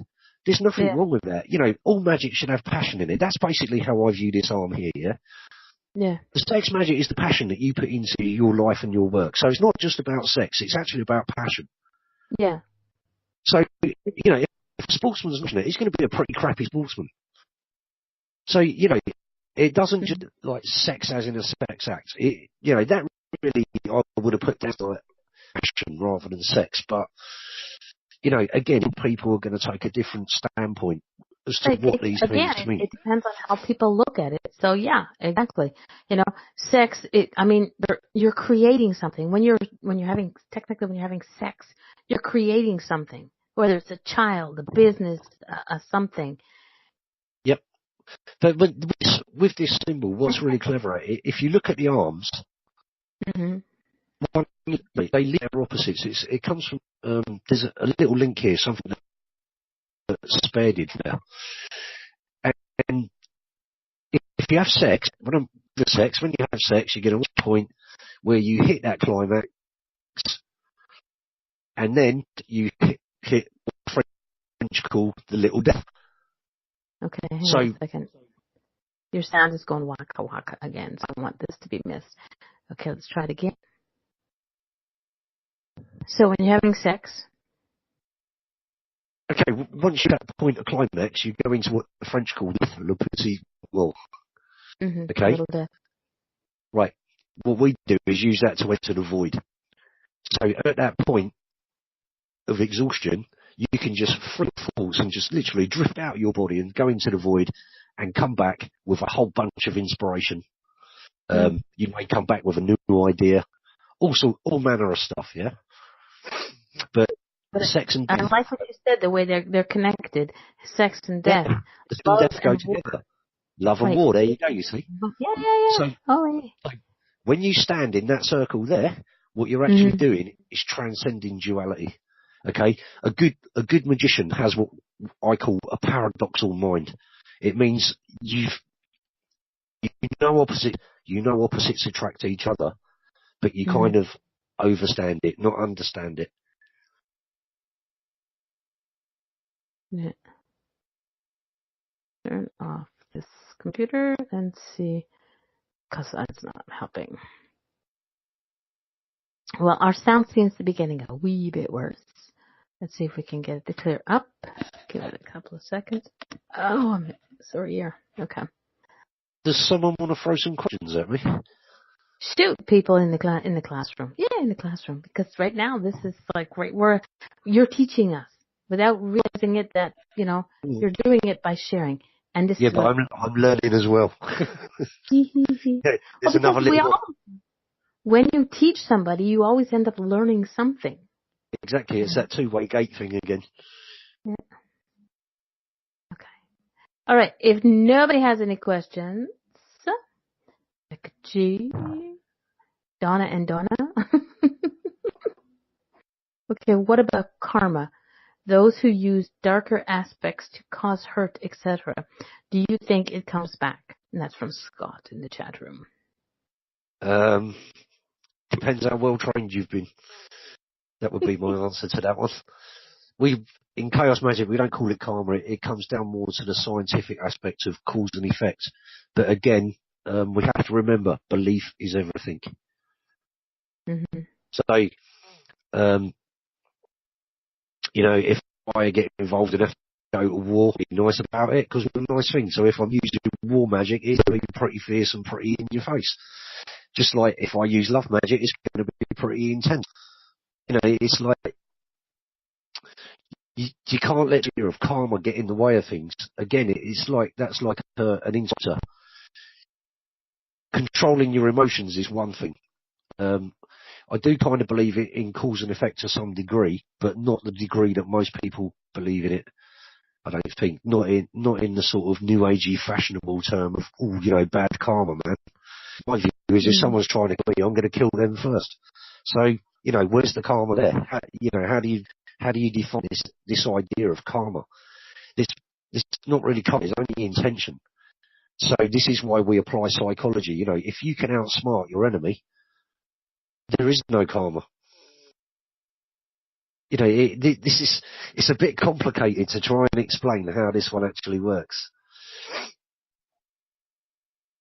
This is what we do. Send out coming back at us threefold. No, I don't believe in that at all. No, definitely not. That's kind of the witch's law. You find most chaos magicians, this is where they kind of drift away from the witchcraft element, the threefold and tenfold laws and all that. Mm-hmm. If you do a spell with stupidity, expect that stupidity to come back and bite you, yeah. If you do it with, let's call it the Hereford intention, you're going to be pretty victorious in what you're doing. So, again, this element of psychology in magic is really, really important. I didn't study psychology in such a way that people, go to college and do it and stuff like that. I'm probably one of the few boys out there that hasn't actually studied NLP to any degree either. Could I improve my mind that way? Yeah, I probably could. But from my own experiences, I think a magician reaches a point where you kind of, people are probably going to slag me right off for this. You transcend karma. You know that what you're doing is correct for you. You may be carrying something, you may have some really nasty entity put on your back that shouldn't be there. So that element of karma there kind of goes out the window in my mind. When I go to work as a magician, it's more like an SF operation, without saying too much of what SF is. I'm sure you can all work it out, but you get that razor sharp brain going, you plan properly, like they say in the military, piss poor planning delivers a piss poor performance. Mm-hmm. So remember that as you go into your magic, and you shouldn't really end up too badly involved in karma. But what we do say is the ego thing. What's the point in going into magic and having a war with someone just for a biggest dick contest? That's pointless. So, good psychology will actually keep you out of that cobweb of stupidity, as I call it. So, it's like, Mum will tell you, I'm a very, very forgiving person. People have done all kinds of things to me where I just thought, I can't be bothered to react to that. It's pointless. To me, that's the best one. It takes a lot to get there. It takes a lot to get there. There's no way that you've been like that all your life. Because as much as this sweet exterior, this person that's in front of you now, back in the day when people stepped on me or did what I considered to be wrong, it took me nothing to react to them. Yeah, Now it's there's a like, good one there, Mama. Sorry to you know, interrupt you, just because I'll lose track otherwise. It's like we were talking earlier about, astrology and Scorpios. Scorpios are the sex and death arm on this on this chart here. Right? That's the Scorpio nature. You look at any astrology and it says sex and death. Right? That's the one. You could yeah. relate the ego magic to Leo. And so, there's so much in this symbolism here. Mm-hmm. But, yeah, I get what you're saying. We're not always nice for the best part of our life. Yeah. I like that. It says, You Darlene is cringing every time the language gets a smidge fruity. I did warn her this is going to be like Johnny I Rotten know, meets Merlin. I know. Trust me, I know. But the thing is, we And do I'm learn actually with being, time. I'm actually being well behaved here. Yes, he is. Yes, he is. Oh gosh. But we do learn with time, because now when somebody crosses me or steps over that, well, there's one line you can't cross and never expect to come back from alive. But if people get on my nerve or say something stupid that in my younger, stupider days, I might have reached out and bitch slapped them. Excuse me, Miss Jenny. But but now it's like, what angry, it doesn't do me any good. No, So I everything I totally send get out that. is positive. Everything I send out is positive. As much as I'm But going I to use think God as his example, he gets on my nerves. He's a pain in my ass, but I love him dearly. And if he really gets on my nerve really bad, I message his wife and she uses the fly swatter and smacks him. excuse me, I think this, like you're saying, right, what we're dealing with is emotional maturity. Yeah. Okay, and this is where this element of karma comes in. If you're emotionally mature, you're probably not going to attract a lot of bad karma, to be honest. I kind of look at it and think, well, it is what it is. But you've got to look at the whole situation, sensibly before you decide what you're going to do. And if you've got half a brain, you're not going to actually do anything that's going to bring you bad karma. Yeah, So, exactly. in my life, I've had to where, I've given through death threats. It's like, fine. If you want to threaten that, that's fine. So then I go down the psychology route and look and think, okay, how real is that threat? Can that person actually get to my family? And what have I got in play with those people? So, again, we can do the same with love. Oh, I look at this person and I'm so in love with them. It could be over in 2 weeks. We all do it. We all fall for it in every single arm that you can see written on that symbol. But again, where does karma come into this? I don't actually think it does. I think it's really down to you and the way you are an individual that determines what comes back at you. I do believe there is an element of reflection. I much prefer the view, not of karma, but the ones that shamans use of reflection, that every person in front of you is a reflection of an aspect of yourself and it's there to be dealt with in one way or another, to be learnt from or banished. So I think that's a more sensible way of viewing it. But I do understand the old Hindu concept of karma and, the wheel turning and stuff like that. Donna, yeah, mirrors. Mirrors is a very good way of doing it. Yep. That's a very safe way. I do actually carry black mirrors on me a lot of the time as well. If any of you guys, black obsidian is a fantastic one. Those onyx. Yeah, onyx, Apache teardrop, all of those will work. But I prefer obsidian because it's actually volcanic, almost volcanic glass. It's got the tourmaline. Yeah, tourmaline's actually a good one for curses. I've got a big chunk of that actually, like to use every now and again. So, there's plenty, this is what if you look at what you guys are throwing back at me now, you can see how chaos magic works. I'm sat here talking to you, you're coming back to me with things, but look at what's happening up in these. We're all starting to, look at the conversation here now, we're starting to move outside the block. Yeah. We're thinking outside of the box here. I'm saying, oh, this is how you can cure a curse, and already 2 other police said, well, yeah, you can use this as well.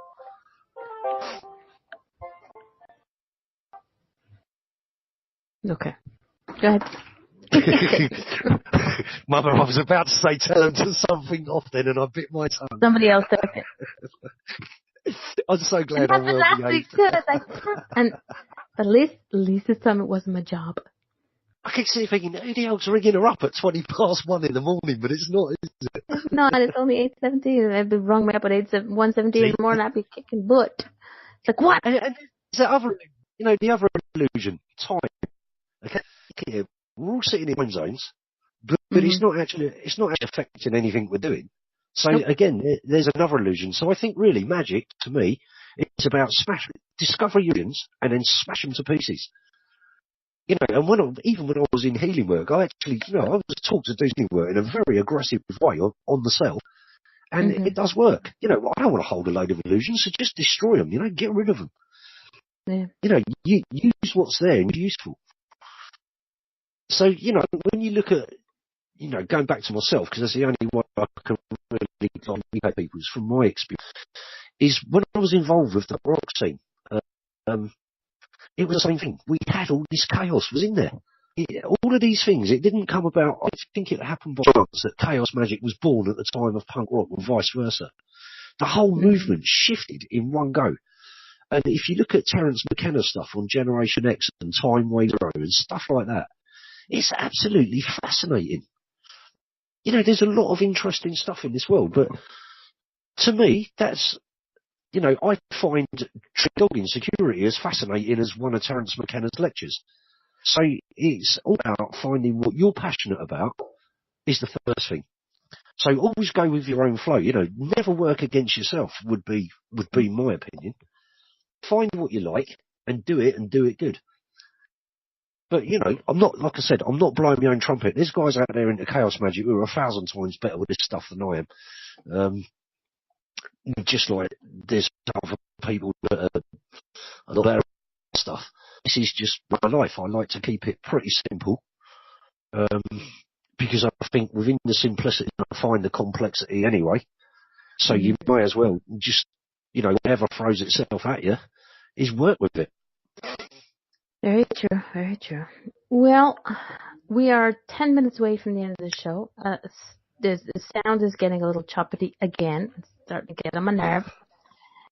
So we're going to cut it short. But you are most definitely going to be back. Yeah, I know it's Glenn's fault. It's not mine. Never mind. Everything's my fault. It's my fault. It's that chaos element. I'm gonna ground your ass next time. You're gonna keep lit up. We're going to. I did wonder, Scott, if I'm actually radioactive. Sorry, Mama. I'm going to get banned at this rate. Look. Nah. It's going to be like, just talk it's going to be Johnny Rotten on the Roseanne Barr show in a minute. You watch. That's a good video on YouTube, actually, if you've not seen it. I will. All right, so we'll get you back in February? Yeah, that'd be awesome. Okay. So in February, Donna, I will keep you informed. Actually, you should actually join up to the Angel Metals Facebook group. It's an open group. It just lets you know who's coming when, and I'm going to try and do a few fixes to it in the new year so that I have a schedule up and everybody knows who's coming when. You and I, we will talk later, and I'll get you down to a date. Everybody, thank you for coming and hanging out. Again, if you have any questions, you can always find Lynn on Facebook and just say, yeah, it was very interesting. Just say, I saw you in Mama's show. Please talk to me. But you don't have to. Just because he's my brother doesn't mean that. But I thank you. Yeah, but Glenn, if you come on my Facebook page, the air is very blue there. That's the kind of place where I call a spade a spade. Tony Blair was the biggest fake that this country ever had put in front of itself. Honestly. And I won't tell you what him and George Bush were up to because it's very rude. Not on my show. Not on live. Smack your ass. All right. Mama, I charge for that. That sex magic. It cost me a lot of time and money to learn that. This is big, so she's gonna kick your ass. Never mind that. Scott, yeah, it involved that and some. And as we say, this show never gets serious on this show. Sorry, Mama, this is where the anarchy kicks in. We all know Blair was George Bush's puppet. You know, they hide that from us. Weapons of mass destruction. I'm still waiting to see them. Well, it's time to go now. Scott knows what I'm on about. I better go anyway before I get this. Behave yourself. No, I get to smack both of you. Okay. He'll be peeing just cursing. Just shut him up. Yes, get him on. His wife's going to have that. Never mind. But no, thank you all. You've been a great audience. I've had fun, but I would like to have thought more with you guys. But it was absolutely awesome. I hope you've all got something that you can sort of take away and grow with. Because if not, I haven't done my job. I haven't done my job very well. I think you have. Yeah, I think you have. But we will have you back, and when you do come back, you will teach us about sigils. So that's something you're going to have to brush up on. We can all do one. We'll do a group one. If we find someone who needs healing, let's do a healing one. We'll find someone and we can do a group sigil online. Okay. So I'll get one of you to design it, and then the rest of us will empower it. But I'm not going to draw it. We'll get someone else to do it. Yeah. I don't draw. No, it doesn't have to be you. We can pick anyone. We put names in a astral hat or something. There you go. But there we go. If you continue some good magic, I highly recommend watching loads of Sex Pistols videos. That one works. That will actually teach you how to be a bit rebellious. And Donna, that could be a good one. We could definitely have a go at that. Okay, so that'll be that. We will focus on Donna's client. Right, okay, Mama. Well, I'll vanish. I'm going to go and practice some of the people there that know chaos magic. I'm going off to involve myself in what we call autoerotic congress. Good night, my darling. I thank you very much for being on the show. Thank you, everybody, and I will see you next week. And by the way, next week is the open show. Please don't forget and come.